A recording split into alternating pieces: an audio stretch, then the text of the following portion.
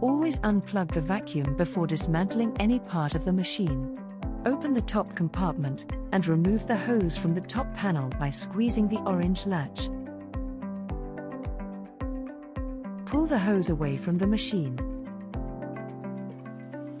First, check for any blockages in the hose. Reassemble the machine once the blockage has been removed.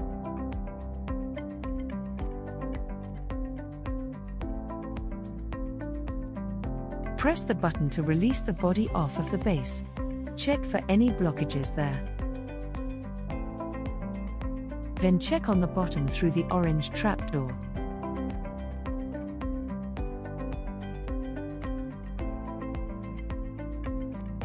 Check the brush roller by removing it and detangling any object or removing any blockages.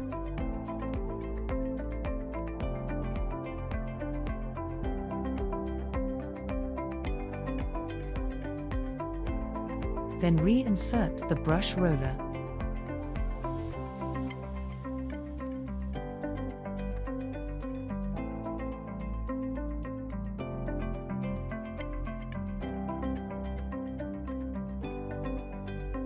Reassemble the machine once the blockage has been removed and run the machine to test.